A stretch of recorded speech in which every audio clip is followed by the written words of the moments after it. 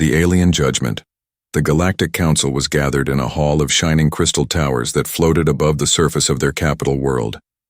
Representatives from countless species filled the chamber, their voices layered with arrogance as they debated the worth of different civilizations scattered across the galaxy. When the subject of Earth came forward, laughter rippled through the crowd like a wave. They called humans primitive, barely evolved mammals who had stumbled into spaceflight far too late compared to others. Their records described Earth as noisy, chaotic, and backwards.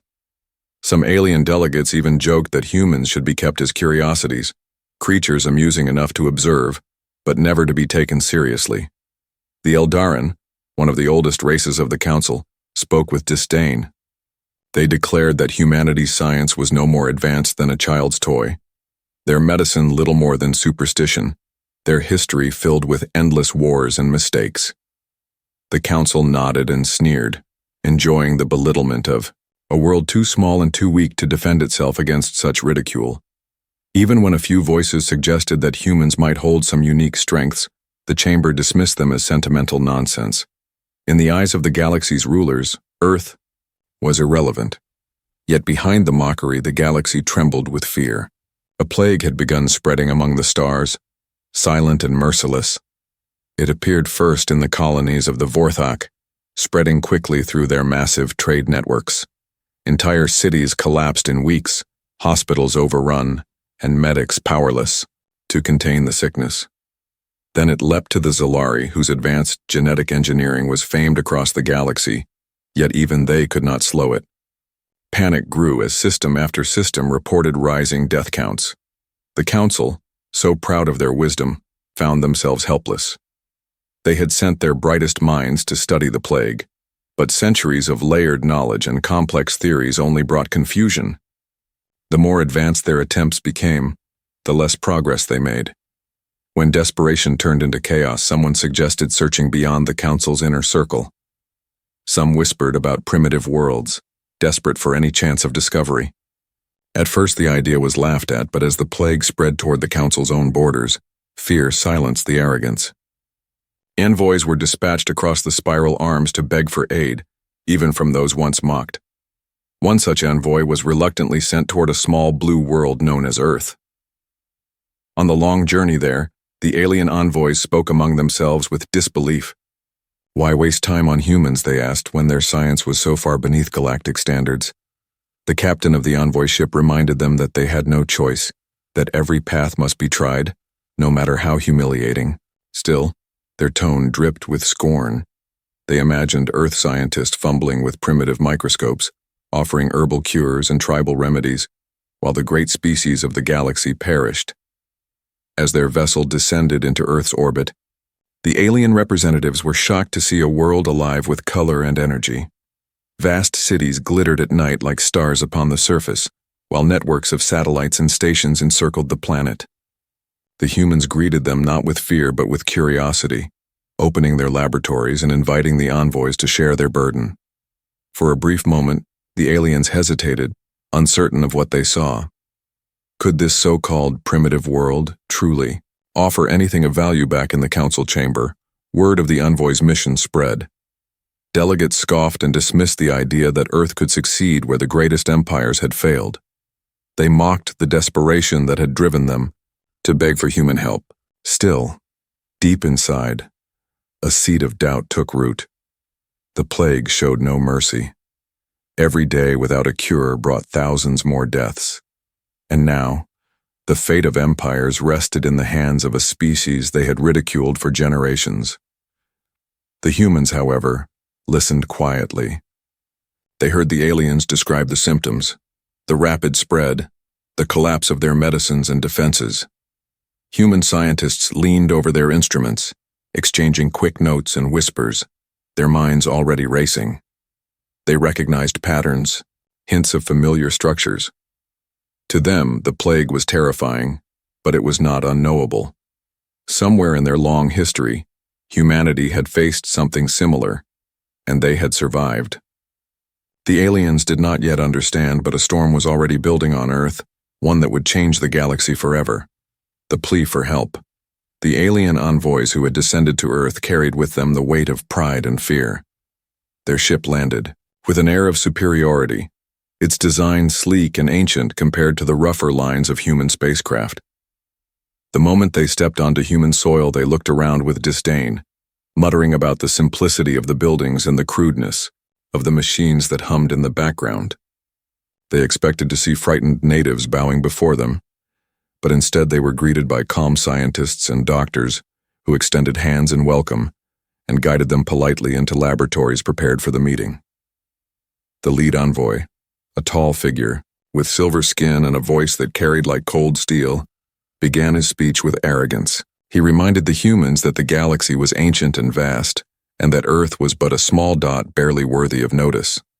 He explained that a plague was burning through the stars, and even the greatest species were powerless against it. Yet even as he asked for help, his words were sharpened with contempt, as though the request was a humiliation he could not bear. He declared that while humans might try, no one truly believed that this primitive world could succeed where galactic science had failed. The human scientists listened without interruption. They did not rise in anger at the insults, nor did they argue their worth. Instead, they asked for samples, for records, for every detail the envoys could provide about the disease. Their calmness unsettled the aliens, who expected outrage or fear, but found neither. The humans' eyes were steady, their questions clear, their notes swift and efficient. The envoys exchanged glances among themselves, wondering if perhaps these so-called primitives did not understand the magnitude of the disaster. The first samples were placed under human microscopes, machines that the aliens had mocked as toys, compared to their own quantum analyzers. Yet as the humans adjusted their instruments, scanning the cells and recording the results, something remarkable began to unfold. Patterns emerged quickly, familiar to their trained eyes. The disease was strange and vicious, yes, but its structure was not entirely alien. It carried echoes of viruses that had once tormented humanity centuries ago, diseases that had swept across continents before science conquered them. To the aliens, the plague seemed like an unsolvable mystery, but to the humans it looked like an echo of battles already fought and won by their ancestors. The lead human researcher, a woman with sharp eyes and a steady hand, leaned over the microscope and murmured quietly to her team.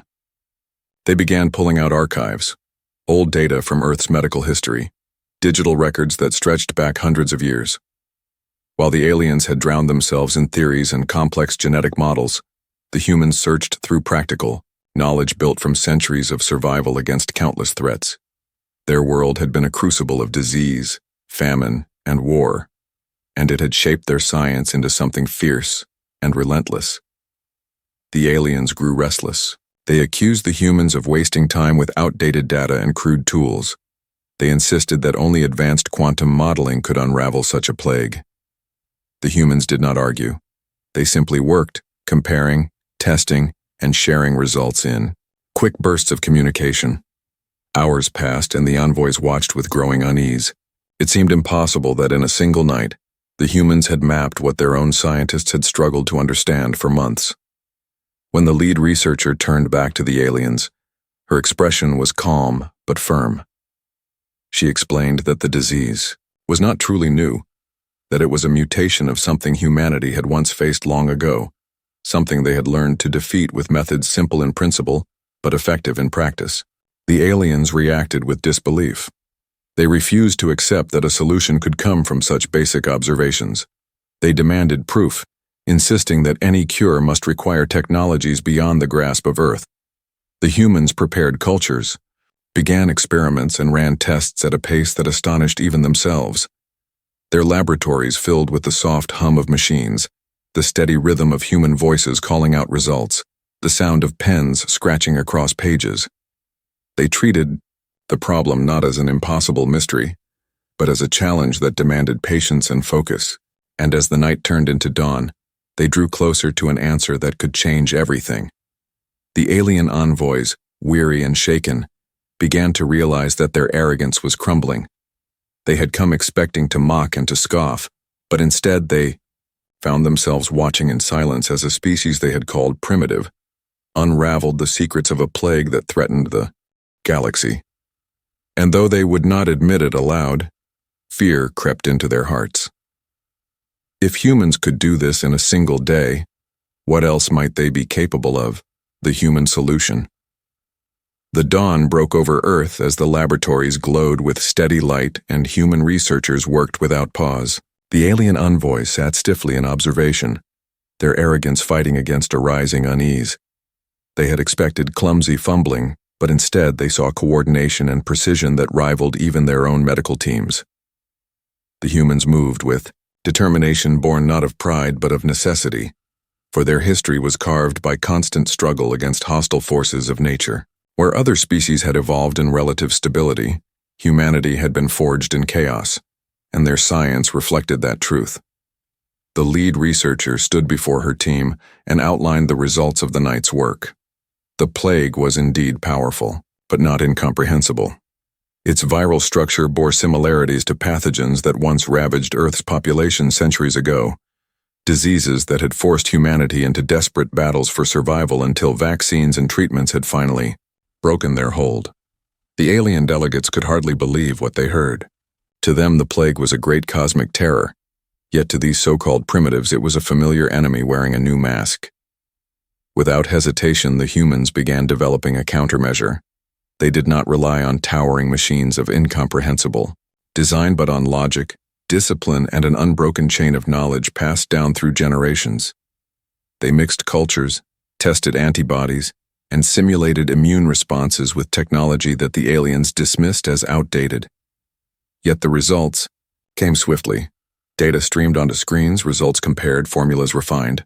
By midday, the humans had already produced a viable treatment plan, something the alien councils had failed to achieve despite years of effort. The envoys whispered among themselves, their silver voices laced with disbelief. How could these primitives move so quickly while their own people, armed with thousands of years of progress, had failed? They accused the humans of trickery, of pretending to understand what they could not. But the researchers ignored the insults and continued their work. For them, this was not about pride but about saving lives, even the lives of those who despised them. One young scientist leaned over a workstation, carefully adjusting the sequence of proteins designed to neutralize the pathogen. He explained to his colleagues that the virus, despite its aggressive nature, carried a weakness in its replication cycle. It was a weakness that mirrored a flaw in ancient diseases that humanity had once eradicated. The treatment could be crafted not in decades, not in years, but in hours if they moved without pause. The aliens stared in silence, shaken to the core, as the humans worked together with relentless focus. By evening, the cure was ready for its first trial. The researchers had cultivated samples of the virus in controlled environments and applied their treatment. The result was immediate and clear. The pathogen's spread halted, its cells breaking down under the pressure of antibodies designed with surgical precision. The humans confirmed the outcome 3 times over, refusing to accept victory until every doubt was tested and erased. At last, the lead researcher turned to the alien envoys and declared that the cure was complete. The chamber fell into silence. The aliens could not speak, their pride crushed by the weight of the truth before them. In a single day, on a world they had mocked as primitive, the humans had done what the greatest minds of the galaxy could not. The envoy leader clenched his jaw, his voice trembling as he demanded proof in living subjects. He refused to believe that such a simple approach could solve a plague that had humbled entire empires. The humans nodded and prepared for the next step. They would not boast or argue, for the results spoke louder than any words. They knew the cure was real, and they knew it would save lives. But they also understood that the galaxy would never look at them the same way again. For the first time, the aliens saw not weakness, but quiet strength, a strength born of suffering and survival, a strength that could no longer be ignored. And so as the sun set over Earth, the envoys carried the treatment back to their ship, their thoughts dark and heavy. They had come to a world they called primitive, yet now they departed with the knowledge that this world had achieved the impossible in less than a day. What they did not yet realize was that this was only the beginning, for the cure was not just medicine, it was a revelation that would ripple through the galaxy and change its course forever. Alien shock and resistance. The envoy ship departed Earth, with the cure sealed inside containment units designed by human hands. The journey back to the afflicted colonies was tense and filled with silence, as the alien representatives argued quietly among themselves. Some believed it was a false hope, a desperate illusion crafted by a primitive world seeking recognition. Others whispered that perhaps the humans had truly achieved the impossible. Yet even those who dared to admit this did so with bitterness, unable to accept that species they had ridiculed might have outshone them. When the ship reached the first colony, the sight was grim. Towers that once gleamed with life now stood, abandoned, streets were silent, and the hospitals were overrun with the sick. Families huddled together, waiting for an end that seemed certain. The colony's leaders listened to the envoy's words with disbelief. They were told that the cure did not come from the great capitals of the galaxy, but from Earth, a world known only for its stubbornness and chaos. Many shouted in outrage at the suggestion. Some refused outright to allow the treatment, claiming it was an insult to trust the lives of their people to primitive creatures. Yet desperation was stronger than pride. In one corner of the colony, a governor stepped forward and agreed to test the cure. His district had already lost most of its population, and he had nothing left to gamble except the few still breathing. With heavy eyes and a trembling voice, he ordered the treatment to be administered. The sick were prepared, the medicine injected, and the colony waited in silence as hours passed like centuries. At first, nothing seemed to change. The envoys exchanged uneasy looks, muttering that they had expected failure. But as dawn approached, the patients stirred, breathing steadied, fevers broke, and color returned to faces that had been pale with death. By midday, those who had been moments from the grave sat upright, confused but alive. The cure had not only slowed the plague, it had shattered it. The virus collapsed against the human-designed countermeasure. Its spread halted and its strength undone. The news spread through the colony like fire across dry fields. Families wept as loved ones stood again.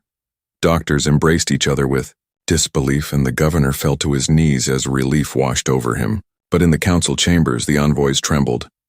They had no choice but to admit what had happened, yet still they resisted the truth. They claimed it was luck, an accident, perhaps a strange twist of chance. They could not bring themselves to acknowledge that humanity had accomplished in one day what the greatest empires had failed to achieve for years. Messages were sent across the stars, carrying the report of the first recovery. Colonies begged for the cure, and shipments were rushed from the envoy ship to every world within reach. In each place the pattern repeated itself. Resistance first, pride and disbelief choking acceptance, followed by undeniable proof as the dying rose from their beds and the plague retreated. Entire populations rejoiced while leaders struggled to understand. The galaxy that had mocked Earth now found itself depending entirely on it. In the great council chambers far from the colonies, panic and anger exploded. Delegates demanded explanations, demanding to know how their science could be defeated so easily by a species they had belittled. Some called for humanity to be elevated and honored, while others whispered that such power could not be allowed to exist unchecked. Fear grew in the corners of the chamber, and fear bred suspicion. What if humans had known about this plague long before? What if they had created it to humble the galaxy? What if this cure was not salvation but a weapon disguised in kindness? Amid this chaos, Earth remained calm. The scientists who had forged the cure did not ask for worship or recognition. They sent shipments of medicine and instructions freely, treating even those who had insulted them with the same compassion as allies. They did not boast about their victory, for they knew survival was never about arrogance but about action. This quiet dignity shook the aliens more than any weapon ever could. The plague continued to collapse under the human cure, and galaxy after galaxy whispered the same words. The primitives had saved them. The primitives had done what no one else could. And with those whispers came a truth that no amount of resistance could erase. Humanity was no longer a joke at the edge of the stars. Humanity was now a power that none could ignore, and the fear of what else they might be capable of began to stir like a storm rising on the horizon. The turning point. Across the galaxy, the story spread like a wave rolling through endless stars. At first it was only whispered in the colonies that had seen the miracle of recovery, but soon the entire council could no longer ignore the truth. The plague that had shattered entire empires and humbled ancient powers was collapsing under a cure forged on Earth in less than a single day. The voices that once mocked humanity now argued furiously about what this revelation meant. On the colony worlds where the cure had been delivered, the transformation was breathtaking. Hospitals that had been filled with silence and despair now rang with voices and laughter as patients stood from their beds. Streets that had been empty of life filled once more with citizens who had been given back their families. For the first time in months, the people of the galaxy looked to the stars with hope. Yet that hope was tangled with confusion and unease, because the cure came from those they had called primitive. The governors of several colonies held emergency meetings to debate how they should present this to their people. Some argued they must praise humanity openly for saving them, while others feared that doing so would undermine their own authority. If word spread too widely that their most advanced doctors and researchers had failed while humans succeeded, the people might begin questioning why they had ever followed the council at all. The pride of entire empires trembled as they struggled between gratitude and fear. The envoys who had first delivered the cure returned to the council chambers to give their full report. They described the human laboratories, the strange mix of ancient records and modern technology, the calm efficiency of the scientists, and finally, the undeniable proof of the cure's success. Many in the chamber erupted in disbelief. Some claimed the envoys had been deceived. Others demanded that Earth be investigated for hidden technologies. A few brave voices rose and declared that humanity should be welcomed as equals, for they had accomplished what no one else could. But those voices were drowned in the uproar of factions unwilling to accept such a shift in power. In the streets of the great capital world, however, ordinary citizens spoke freely. Traders whispered that perhaps Earth was not so weak after all. Workers told stories of human bravery and ingenuity. Soldiers wondered aloud what kind of history had shaped such a species. The people of the galaxy had long trusted their council to guide them. But now they began to see cracks in the wall of superiority. If the council could not solve the plague but Earth could, then perhaps the council was not as untouchable as it claimed. Meanwhile on Earth, the scientists continued to work without concern for politics. They produced shipments of the cure as quickly as possible, sending them across the stars with instructions for reproduction, so that every world could learn to fight the plague themselves. They refused payment, refused demands for control, and refused to claim dominion. For them, the act of saving lives was reason enough. This quiet humility made the aliens even more unsettled. Power that does not boast is power that is deeply secure, and such power is the most dangerous of all. Soon the council had no choice but to summon representatives from Earth. For the first time in history, humanity was invited into the Grand Chamber, not as a subject of ridicule, but as a voice that could no longer be silenced. When the human delegation arrived, they did not come with grand ships or displays of might. They arrived with calm dignity, wearing simple suits, carrying data pads, filled with medical instructions, and they walked into the chamber with heads held high. Every eye followed them, some with admiration, many with envy, and others with fear. The session began with uneasy silence. Delegates who had once laughed at the mention of Earth now avoided the human's gaze. The lead speaker of the council tried to maintain authority, praising Earth with faint words while reminding all that humanity was still young and inexperienced. But the weight of recent events made the speech hollow. The truth was clear to every mind in the chamber. Humanity had proven something that no argument could erase. They were not primitive. They were not irrelevant. They were a force born of struggle and tempered by survival. And the galaxy had only glimpsed the beginning of what they could achieve. The turning point had come. From this day forward, every species in the galaxy would measure their own strength, not against ancient empires, but against the resilience of Earth. And though many sought to deny it, the fear growing in their hearts told them what their pride would not. Humanity was rising, and nothing could stop it now. Humanity's rising shadow. The galaxy trembled quietly under the weight of change because what had been whispered as a miracle was now seen as proof that humans were no longer a minor footnote in galactic history, but a force that could bend entire civilizations to the inevitability of their influence. News traveled faster than light through communication arrays and subspace channels, carrying stories of worlds healed in a single day and of empires that had once prided themselves on technological superiority, now questioning every assumption they had ever made.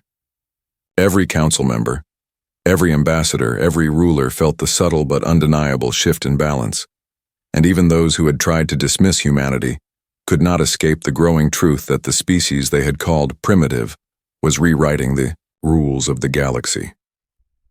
On Earth, the scientists continued their work with tireless devotion, but now their laboratories were filled not just with researchers but with emissaries and observers from countless worlds, all eager to learn the methods that had made humans so unexpectedly powerful. Every technique was analyzed, every process catalogued, yet nothing seemed extraordinary to the humans because to them it was merely the result of years of perseverance, observation, and adaptation.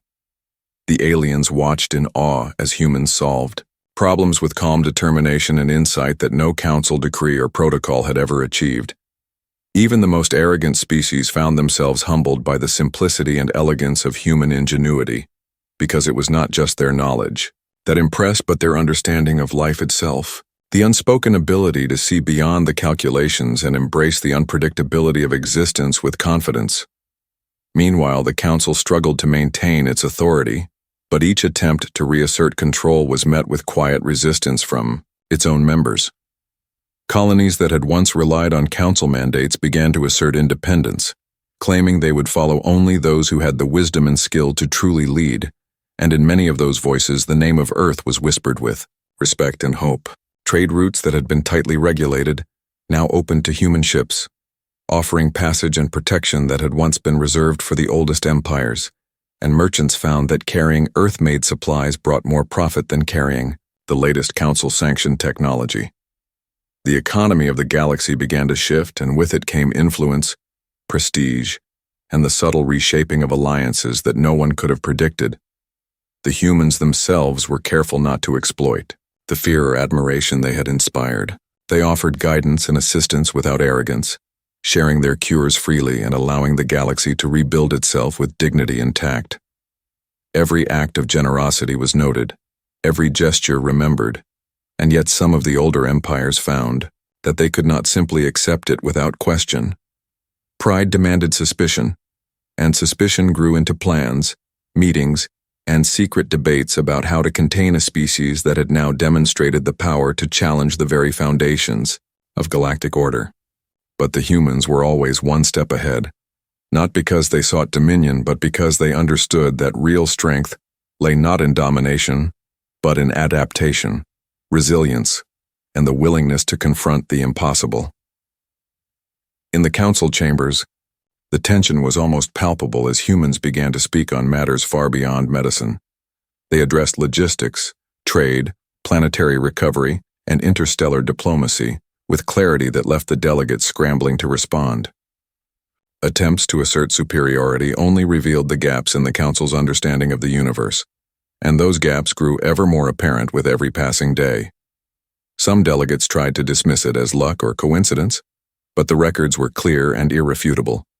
Humans had solved what others could not, healed what others had failed to contain, and now held the attention of the galaxy not through weapons or fleets, but through intellect, perseverance, and an unyielding will to survive. Whispers began to circulate that perhaps humanity had been underestimated for too long, and that the so-called primitive race was in fact a species that had learned to thrive in ways others could not. Stories of their survival on a fragile, unpredictable planet, their triumph over natural disasters, their ability to innovate under pressure all painted a picture of a people who were as dangerous as they were brilliant, as unpredictable as they were reliable, and as rising as they were relentless. Fear and admiration intertwined in a strange dance, and even those who plotted behind closed doors could not ignore the truth that the galaxy had entered a new era, one in which Earth was no longer a distant speck of blue, but a rising shadow that could no longer be ignored. The humans had changed everything, and yet they moved forward as though nothing had, quietly shaping alliances, solving problems, and proving with every action that their time had come, and the galaxy would never be the same again. The day the galaxy learned to respect humanity. The galaxy had changed forever, and every world now knew that humans were no longer to be measured by outdated perceptions, because what had begun as curiosity had transformed into reverence, and what had been whispered as myth was now recognized as undeniable reality. Humans walked among aliens not as inferiors but as equals, and even the most skeptical species could no longer deny the truth that Earth had created a standard of excellence that challenged every assumption about life, intelligence, and power. The council chambers, once filled with condescension and quiet dismissal, now rang with cautious respect as humans presented solutions to problems that had confounded civilizations for centuries, and every delegate had to confront the simple fact that their own achievements paled in comparison to the practical brilliance of a species they had considered primitive. In the orbit of a planet scarred by centuries of war and disease, humans coordinated relief efforts that spanned continents and moons with efficiency and care that left observers in awe. Entire populations that had been on the brink of collapse were revived through methods that seemed impossibly fast yet elegantly simple, and the aliens witnessing this transformation struggled to comprehend the scale of the operation. Every human involved moved with calm precision, assessing needs, prioritizing treatment, and innovating solutions on the fly, demonstrating not just knowledge, but the kind of intuition and foresight that turned potential disaster into triumph. News feeds across the galaxy carried images of humans working alongside alien doctors, engineers, and leaders, and these images became symbols of hope, evidence that one species could change the fate of countless worlds without violence, without coercion, but simply through ingenuity, courage, and willpower. The Council, once confident in its dominion, faced a reality that shook its foundation because humans did not seek control, yet they commanded influence that could not be denied. Alliances formed around shared admiration for Earth's accomplishments, and even rivals found themselves cooperating to match the standards set by humans. Trade routes expanded, colonies thrived, and the network of communication and assistance orchestrated by humanity began to resemble an intricate web of interstellar care, efficiency, and adaptability that no empire had ever achieved. Attempts to resist were futile because humans did not impose. They inspired, and inspiration proved more powerful than fleets or armies. Every act of help, every demonstration of skill, and every decision grounded in reason added weight to the growing truth that humans were no longer a minor player, but a defining force in galactic civilization. Across the stars, whispers turned to declarations as species that had once mocked Earth, acknowledged that the so-called primitive world had cured what others could not even approach, and had done so with speed and precision that defied their understanding. Councils held emergency meetings, warlords reconsidered strategy, and scientists pored over data trying to replicate methods that had been mastered in a single day by humans whose greatest weapon was not aggression, but intellect. Rumors of hidden, potential and untapped resilience grew into a chorus of respect and even fear, for the galaxy recognized that Earth had achieved what no technology, no fleet, and no empire could, and the implications were clear. Humanity had arrived as a force whose trajectory could not be slowed, diverted, or ignored. Despite the reverence and fear, humans remained grounded, treating allies and former skeptics alike with patience and professionalism, sharing knowledge, offering guidance, and demonstrating through action that strength was measured not by dominance, but by the capacity to create, heal, and adapt. Everywhere humans went, barriers fell, animosities faded, and cooperation flourished because the species that had once been underestimated now set the standard for what civilizations could achieve when ingenuity met determination. Children on countless worlds dreamed of walking in the footsteps of humans. Empires rewrote their policies, and even the most hardened skeptics began to see the inevitability of a galaxy reshaped by one species that had refused to be limited by perception. As the suns set across different planets, reflecting on oceans, deserts, and cities, the story of humanity spread through every corner of known space, and the phrase that had once been whispered in disbelief, "Humans are primitive," was replaced by one that resonated with certainty, "Humans are unstoppable." And the galaxy knew that the day Earth had cured what none could, the day humans had demonstrated their unmatched resolve, was the day everything had changed forever, marking the beginning of an era in which respect, caution, and admiration for humanity became the currency of survival, influence, and progress. The councils understood it, the empires understood it, and even the stars seemed to shine a little brighter for the arrival of a species that had shown that intelligence, perseverance, and courage could indeed redefine destiny. Humanity redefines the galaxy. The universe had watched in disbelief as humans moved beyond the label of primitive and proved that intelligence paired with ingenuity could reshape the destiny of worlds, and the moment humans cured the plague that had threatened an advanced alien race in a single day became a legend whispered across galaxies, and every civilization that had once doubted Earth could no longer deny that humanity was a force unlike any other, and the repercussions of that single act rippled through the cosmos faster than any fleet or message could travel. Every council chamber, every laboratory, and every strategic command post paused to reconsider the assumptions they had held for millennia, because the humans had done what no species before had dared to imagine, and they had done it with speed, precision, and creativity that defied logic and the very definition of what it meant to be advanced. Across the recovered worlds, the humans worked tirelessly, offering guidance, sharing techniques, and collaborating with alien scientists and leaders who had once looked down upon them with condescension, and slowly the walls of arrogance and fear began to crumble under the weight of respect and admiration, because humanity did not impose control or claim dominion, yet their influence spread like wildfire through action and results, and every species that had underestimated them had to face the undeniable truth that Earth had become a beacon of hope and ingenuity, and that humans were now a standard against which all civilizations would be measured. Children on alien worlds studied human methods as though they were sacred texts, and scholars debated endlessly how a species that had been dismissed as primitive could solve problems that had stumped the greatest minds for centuries, and entire empires began to reform their strategies, learning to cooperate instead of compete, innovate instead of replicate, and to respect the unpredictable brilliance of a species that had shown that perseverance and intellect could overcome any obstacle. Humanity's presence was no longer a curiosity, but a paradigm shift, and every mission, every diplomatic engagement, and every technological exchange carried the imprint of a species that had turned the impossible into reality in less time than anyone could imagine, and yet had done so without arrogance, without subjugation, but with clarity, empathy, and the quiet confidence of those who knew their worth. Even the stars seemed to recognize the transformation as fleets slowed to observe, planets paused to watch, and the very fabric of interstellar communication buzzed with excitement and trepidation, because humans had set a new standard, and any notion of underestimation was now obsolete. And as humanity continued to expand its influence through knowledge, compassion, and unmatched efficiency, the galaxy began to understand that power was not measured by weapons, territory, or dominance, but by the ability to act decisively, solve the unsolvable, and inspire loyalty and trust in every corner of existence. And the humans who had once been ignored now became teachers, innovators, and leaders in ways that reshaped alliances, economies, and the future of countless civilizations.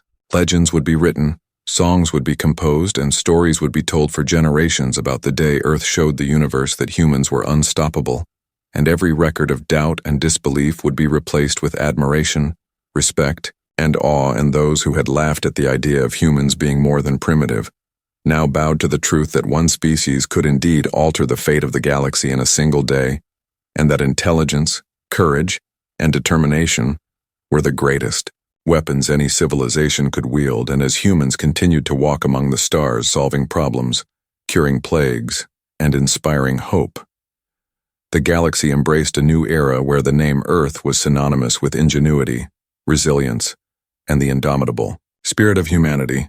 The galaxy had learned a lesson that would never be forgotten, and every corner of space knew that from that day forward, humanity would not just survive but lead, not just exist but inspire, and not just act but redefine what it meant to be a species capable of shaping destiny. And the story of the humans who cured what no other could and changed the perception of the universe forever would echo through time as a testament to the boundless potential of a species that refused to be underestimated. The end.